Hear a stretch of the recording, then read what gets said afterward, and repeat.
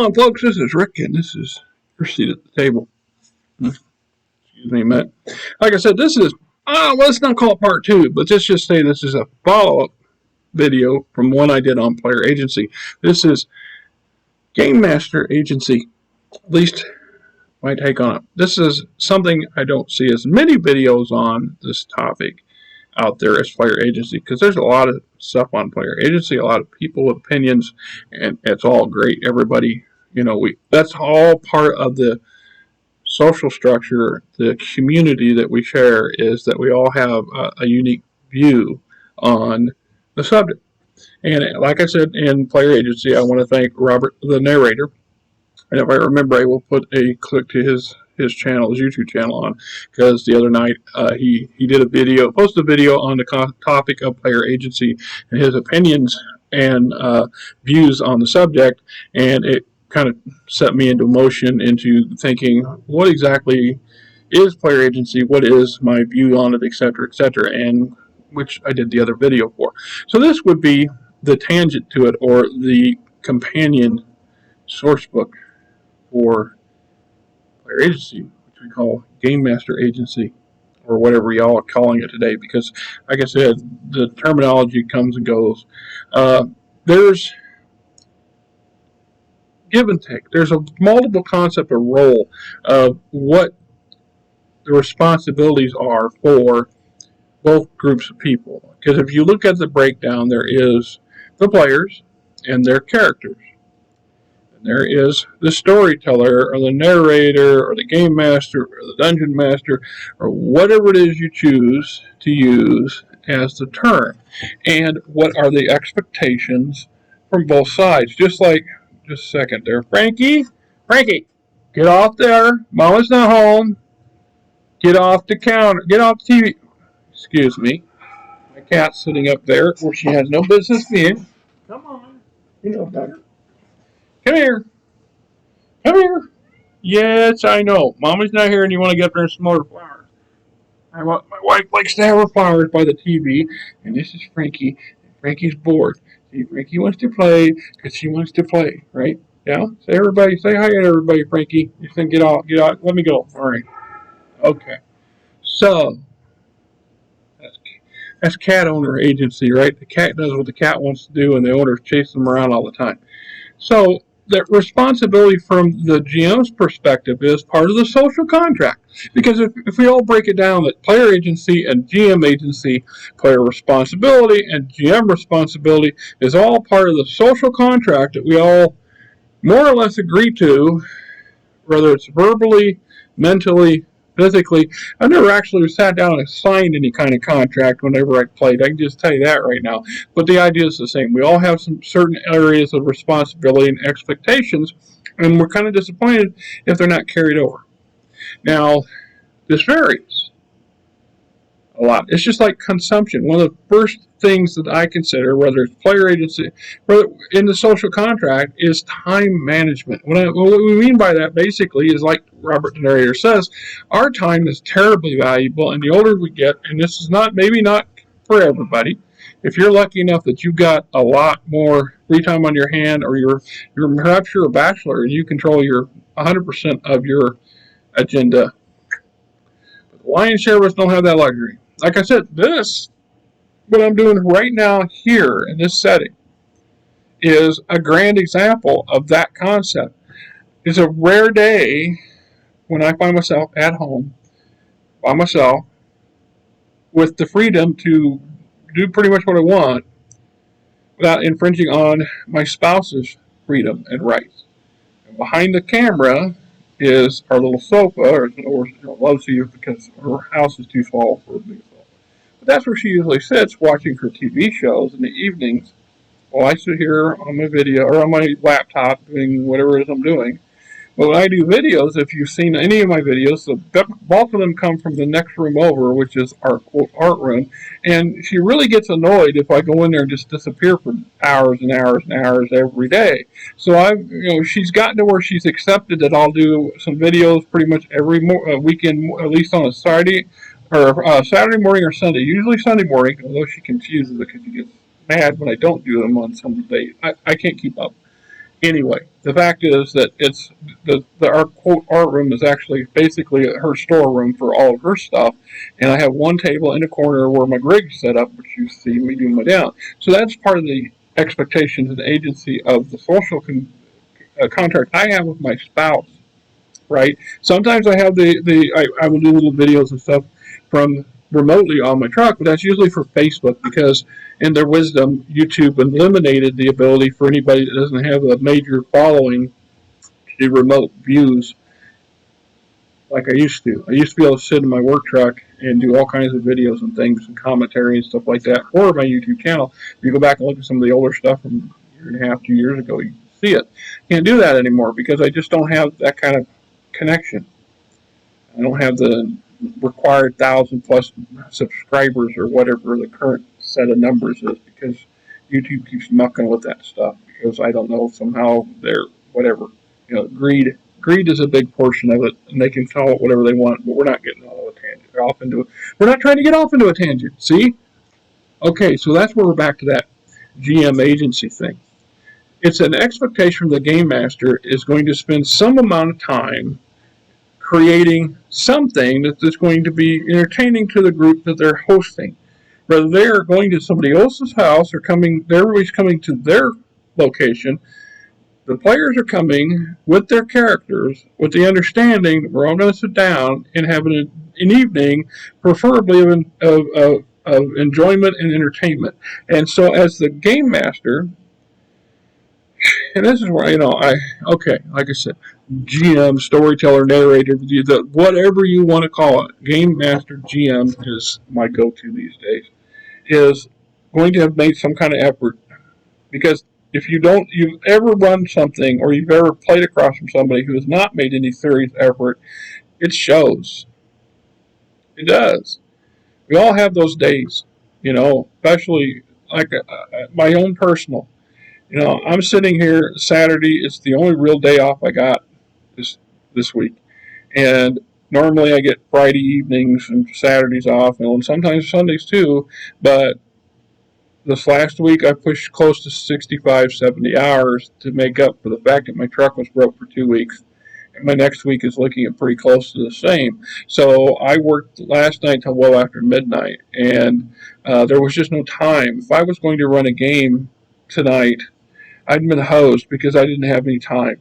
So in part, this is like the Robert narrator points out, that as time goes on, if I'm lucky, if I were at a table right now, I would be lucky if I actually had a game session every 6 weeks, every month, every 2 months. My goal would be at least once a month if I had a group of people who could get together that. But we're back to the social and realities of adulthood. It doesn't always, we put away our childish things to be adults at some point. And at some point we become successful enough or comfortable in our life that we can pull out our childish things and return to them. I mean, I'm at that point. My children are grown and long gone and have children of their own, and it's just the wife and I and our cats. So I'm responsible to her and for her, and to make sure her life is as best she can have as often as I can. But if I had a game group, which I haven't had a game group since 2014, that's the honest truth. I do mine by play by post through D&D Beyond because it's the most convenient for me. I literally work erratic hours. Every week's different. Every week. So I don't have that luxury right now. But there'll become a point in time when I finally get to the age where I'm going to retire and I'm going to change my world again at that point. And by God, I'm going to set up, I'm going to get a group back at some point, and or become part of another group, because there's so much fun and entertainment and social connectivity here. So from that concept of player agency, we get this concept of GM agency, where it's not, the players should not try to manipulate or control the environment or the campaign on the nuts and bolts level, in my opinion. We're not talking about the players controlling their characters and their characters' actions, because that's their agency. But as the game master, it's the game master's agency or purview to control the NPCs, the monsters, how they act, how they react, and how they handle things, how they do stuff, how things are interpreted within the game mechanics. We act as judge and jury to some degree. It is our interpretation of the rules in how the game should be played as it relates to our campaign, as long as we're consistent with it. The rules, it's always been established that the rule books are a guide. They're not 100% set in stone. We should try to avoid, the player should try to avoid that rules doctor or that rules lawyer mindset at the table, because that's going to detract from everybody's entertainment and perhaps their own, because there's always those people, and I've done that myself, where we're obsessed with certain rules, doing things certain ways, and we will argue that point to the point that it detracts from the entertainment of the whole evening. If there's a point in time for that, and that should probably be not at the table, right? It's just like as the Game Master Agency, we are expected to have made some kind of preparation, keeping in mind that we're trying to avoid railroading the characters into, and what's the concept of railroading? What do you feel is considered railroading? Because in part, the Game Master is the conductor of the railroad. The Game Master is the engineer of the railroad. The engineer, or the Game Master is the guy or gal driving the train, taking the tickets, serving the food, cleaning the bathroom. That's part and parcel of what being the Game Master involves. Preferably keeping the train on the tracks. You know, if the players keep trying to derail the train, or a single player keeps trying to derail the train, at some point the conductor or the engineer needs to have a conversation with that passenger, because maybe you need to get off the train. You take a plane or something, because this isn't working for everybody. The agency for the GM is part of the responsibilities too, is to make some effort. So if we know we have a group of players have a tendency to really think outside the box or be radical, not to take it personal when they come up with an idea that you didn't prepare for that will counter something you're trying to accomplish. If they decide to go talk to an NPC over here that had nothing to do with anything, letting them do it. Is having the ability to roll with that defines whether how good of a GM you can be and how not. That flexibility is important. Keeping in mind that everything has consequences, everything's connected or interconnected, and generally speaking, is from experience that if I have a quote script and the players go off script, at some point they're going to come back around to that script, because they are. Now, we're back to when we talk about player responsibility. So the players come in with the idea, the player comes into, their time is valuable. Everybody's time is valuable. We're going to sit down and have fun. So if you're going to sit down and the whole genus starts out, you're all at a tavern, blah, blah, blah, and the person who's going to give you the mission or present you with the quest shows up, and then one of your people go, I don't feel it. Let's just, you know what? Let's go over and do this. Well, at that point, as a GM, I was able to just pull up my stuff and go home, because you just took all the prep work that the GM did and tossed it out the side. Now, that would be kind of a narrow-sighted GM. Now, a moderately successful GM is going to have prepared a little bit. So if I have multiple possible missions, so if the characters decide to suddenly go off on a killer, I have something else to put in place that they potentially can follow. This also goes back to where I learned the hard way about prep work. Part of the social contract and the GM responsibility is having done some kind of prep work, having an idea. You just sit down and just start doing things on a whim. You know, we all have those days, like I said, when we're tired, we're beat up, we're just not there. And sometimes it's not convenient when you go and you got a group and they wait a month or 2 months to get together, and you're just having one of those days where you just can't seem to get your act together. try to wing it the best you can. Maybe be honest up front, but not try to be so much that you're a Debbie Downer, or that you're going to, or a Dudley Downer, however you want to look at it. Trying to be modern here, and spin that stuff so you're still can be entertaining. And sometimes some of the best gameplay I've ever been involved with is because the players went off a bit. They thought outside the box. They took a different route that, as a game master, I didn't consider, and we ran with it. And we did take a tangent, but within the tangent, we stayed on the tracks. We didn't purposely try to derail the train and dismantle the railroad. Unless, of course, that becomes the session or the mission, right? Then we're now into something else. So having some multiple options available from the get-go is always desirable. And being flexible enough to roll with them and move with them and keep up with them sometimes. Sometimes the game master is along for the ride and has to just keep up with the players because the players are driving, take over the train, and they're controlling the speed, and they're controlling what's going on the train, but they're not in themselves able to take the train off the track. Unless, of course, they do it, but you're still involved in a train wreck at that point. So make the train wreck count. Have fun with it, and keep in mind that whatever actions, there's always a counter reaction to it, as much as possible. We get into in my eyes, when I look at my responsibilities as GM, there's a lot of this involved. And some of it, on the other hand, is counterintuitive or counterproductive to player agency. And this sometimes can be where people start tripping over each other, or getting angry or upset or annoyed or what have you. And maybe you need to take a moment and try to have an explanation. It's just like session 0. God, I love session 0, and I love everybody's idea session 0. But be brutally honest here. You just simply cannot cover every contingency, every possible thought, every action and other consequence in session 0. You can try, but you can't get it all. And sometimes you try to explain, especially when you get new players that come in, you get some old players who know what to expect and know your style.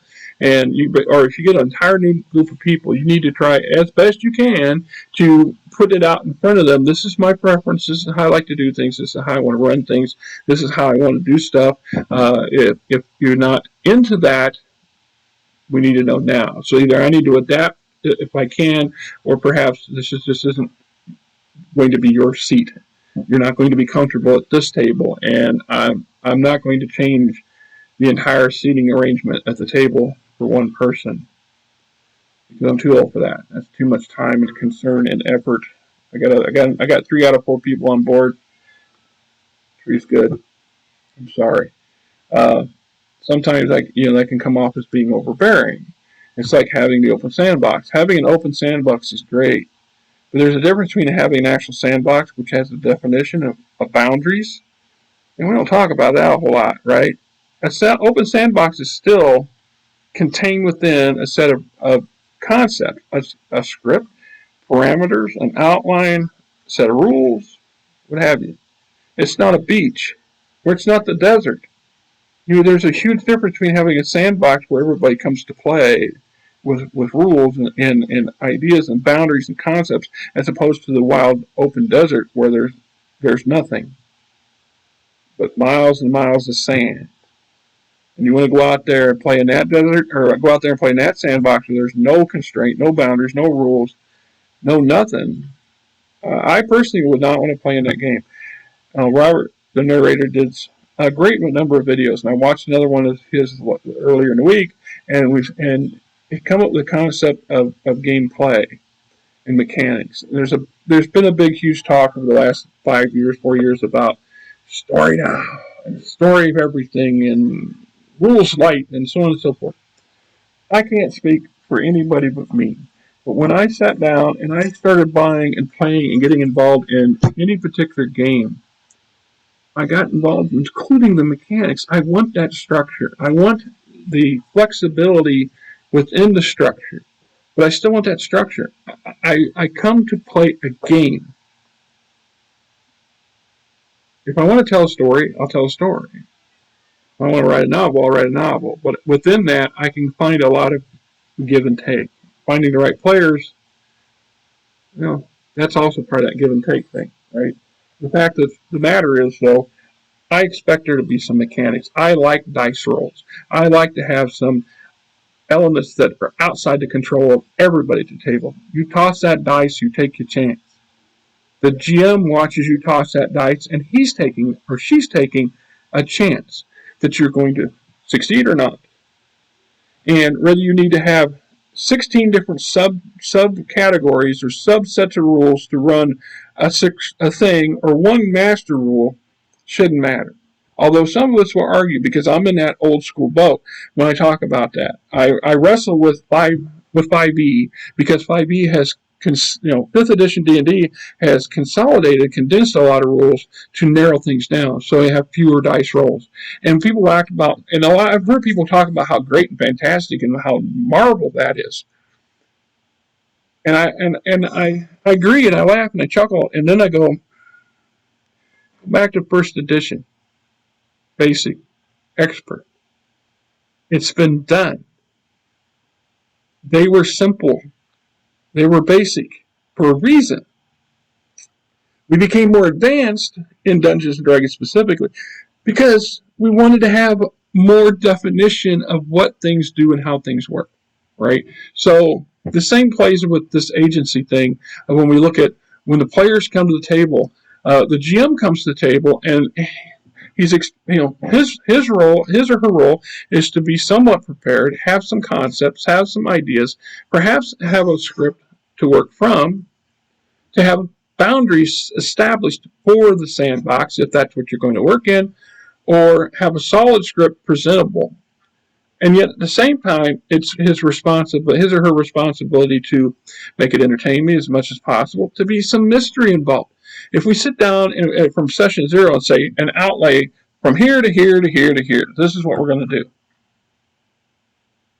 Okay, well, that's great, and you can potentially do this, but what you're going to do is you're hamstringing yourself, and you're limiting yourself, and you're limiting your players, because now they have that railroad again. We're back into that constraint where we have to stay within the parameters. So if your entire success of this particular mission or episode or session revolves around them specifically finding the one thing that you put in there that everything's supposed to lead to, and they simply can't see that thing, as a GM, you screwed up or you failed. It's not the player's fault.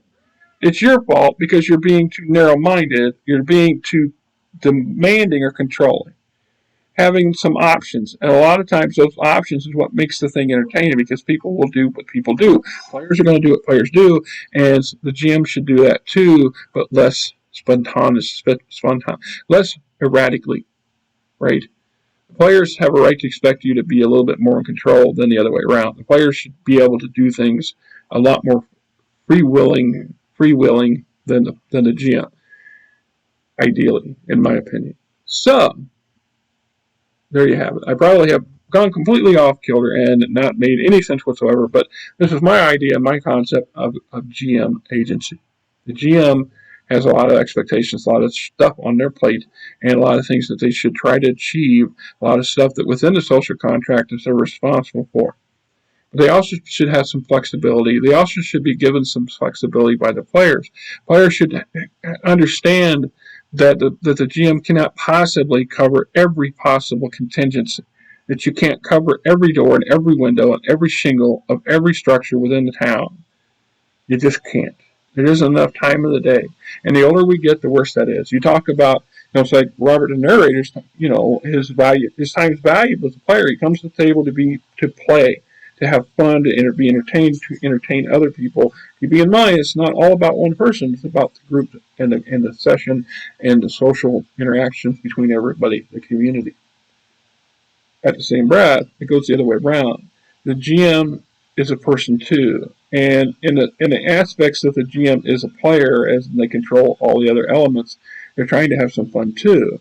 And if they're not allowed to have some of that fun, then it's less likely to be as entertaining and as desirable. There's a good reason why there are far more players than GMs. And one of those reasons is because of the time thing.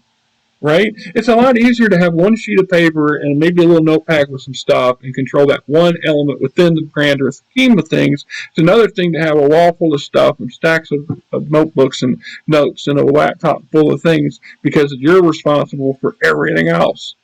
And sometimes you can't cover all that. And we talk about time. It's hard enough for us to get together once a month or once every couple of weeks, or in some cases just once a week if you're lucky, and have a good session as a player. Imagine all the time and effort that the person behind the other side of the table is put in, and when we don't have the time available that we used to, there has to be some give and take. We go back full circle. When I was a young man, I had time. Time was the material thing. I could not, in my worst nightmares, I could not envision me being 55. I was convinced by the time I was 20 I wouldn't live to be 35. So, just saying.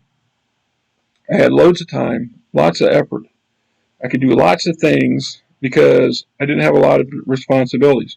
As I got older, that changed. And one of the things that makes, in my personal opinion, me a big fan of this hobby, a connoisseur of what we do, a highly opinionated a-hole in some people's mindsets, is because I have devoted a significant portion of my lifetime in prep work and research and consumption of this beloved hobby of ours. If you have any effort, you sit there and see anybody in a video has a bookcase full of stuff behind them. They've read that stuff. They've studied it. They've gone through it. It's the same reason why people sit there and tell me, why do you buy a novel? Why did you buy the book? You could just go rent it from the library. That's true, but we're back to that. I could maybe rent a game book from a library. Some libraries have. But I wouldn't be able to sit there on a whim, pull it off a shelf, and read through it, read a piece in there. I wouldn't be able to do some research on it, to do a video and have 7 or 8 different core books from different game systems and look up what their idea of something is if I didn't have it. And I wouldn't necessarily have the knowledge to know where to look. I'm about done with this video. Thank you for putting in all your time and effort. If you rode through me with this, great. One last thing. When I went to college, my main instructors told me, he says, I can't teach you all the skills necessary to do what you're here to do. I can't tell you all the tricks of the trade. What I can show you is how to find those tricks, is how to understand the books of your friends, that this is your research material. This is the key. You may not need to know all those rules, but you know where to find those rules if you need them. You know how to interpret them. You know what they mean, or what they ought to mean, at least to you, and how you should apply them to what you're trying to do. That is also part of GM agency, is having set you apart from the player. It's all the extra effort that you go and the sheer love. It's like any series you know. I'm not a big fan of Law and Order, but my wife eats and breathes it. It's a soap opera to her, and she can tell you all the characters and what they do, and why they do what they do, and how they should respond, and how something was completely off the kilter or whatever. It's because she is obsessed with it to some degree. She really watches all of them and all the episodes and all the reruns, and she still thinks the thing's still being created. I'm just saying, right? It amazes her that that character's now in this other series. Yeah, they moved on, right? It's the same concept here for us when it comes to this as a game master, the storyteller, right? We live and breathe. We love this hobby. We love entertaining and being entertained. We love being creative. We love the mechanics, whether you want to admit it or not, or you wouldn't own the books. You wouldn't bother to understand it. We love having the players come together and explore the mysteries and the worlds that we create. We love to watch their expressions, and we love to be appalled and chagrined and annoyed and joyful when they do something terribly unexpected that has great and spectacular results or horrible consequences. Till next time, this is Rick, and this is your seat at the table.